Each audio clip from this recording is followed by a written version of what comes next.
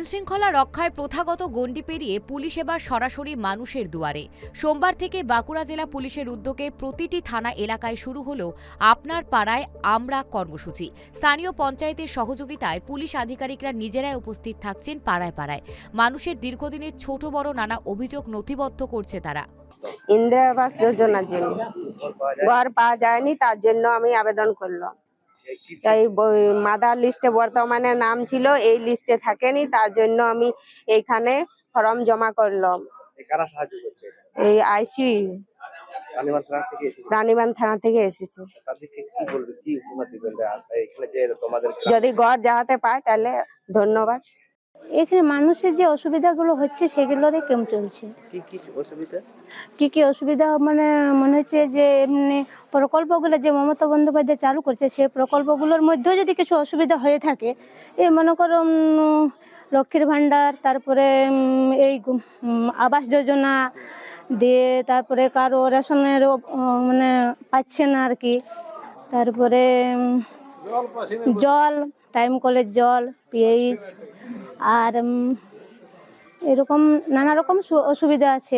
এই এলাকার কি কি অসুবিধা আছে তা তুলে ধরার জন্য কারা এসেছে? আইসি থানার থেকে পুলিশকে জানানো হলো যে আমাদের গ্রামে মদ বিক্রি হয়, চুলায় মদ বিক্রি হয়, মদ বন্ধ করার জন্য জানানো। হ্যাঁ, আমরা জানিয়েছি, পঞ্চায়েতে দরখাস্ত দেওয়া হয়েছিল।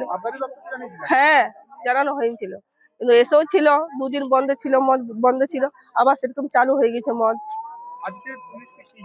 আজকে এটাই জানালাম যে আমাদের এই 3 পাড়ার মধ্যে মদ তৈরি হয়, চুলায় মদ তৈরি করে, আবার যেটা নিয়েও আসে গ্রামে বিক্রিও করে। এদিন বাঁকুড়া সদর থানার পক্ষ থেকে আচুরি গ্রাম পঞ্চায়েতের বাদুলারা গ্রামে একটি শিবিরের আয়োজন করা হয়। সেখানে দেখা যায় গ্রামবাসীরা তাদের নানা সমস্যার কথা পুলিশকে জানাচ্ছে।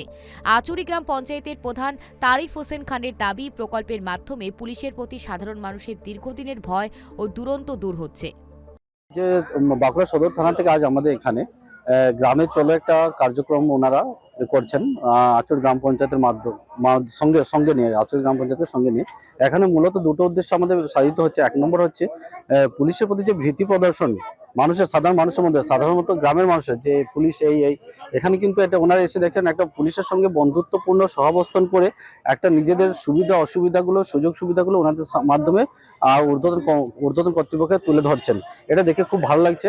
এবং এটা আজ আমরা যেটা করতে চলেছি দুই পক্ষ মিলে, তার একটা সত্যি একটা সাফল্য অনুভব করছি যে না, এনারা এত সুন্দরভাবে পুলিশ প্রশাসনের সঙ্গে মিশে একদম কি বলবো, ঘরে যেরকম মানুষের সঙ্গে মিলেমিশে সব সমস্যার সমাধান করা হয়, সেরকম ভাবে আজ সমস্যার সমাধানগুলো করছে।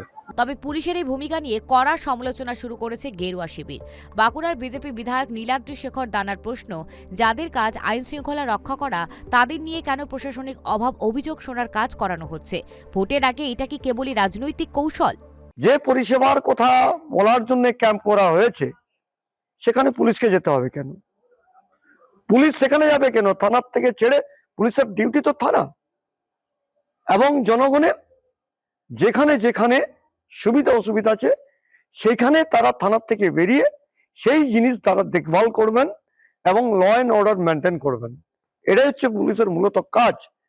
যে উর্দিটা ধারণ করেছেন সত্যমেব জয়তে, সত্যকে প্রতিষ্ঠিত করার লক্ষ্যে পুলিশের অবতীর্ণ হওয়া উচিত। পুলিশ কখনো ওই পঞ্চায়েতি রাজের কি কাজ চলছে সেখানে শাসক দল কোনো কিছু করছে না, বর্তমান শাসক দলের কোনো ডেভেলপমেন্ট নেই, কোনো স্কিমের ঠিক মতো কাজ করছে না, গরিব মানুষ পরিষেবা পাচ্ছে না, তারা ন্যূনতম মাথার উপরে জল পড়লে একটা ত্রিপল পর্যন্ত পাচ্ছে না, সেইগুলো সামাল দিতে গেছে পুলিশ। বিরোধীদের কটাক্ষ থাকলেও বাঁকুড়ার প্রান্তিক গ্রামে পুলিশের এই উপস্থিতি মানুষের মধ্যে নতুন প্রত্যাশা তৈরি করেছে। এখন দেখার এই জনসংযোগ 2026-এর বৈতরণী পার করতে কতটা সহায়ক হয়। বাঁকুড়া থেকে সিধু মান্ডির রিপোর্ট, KTV বাংলা।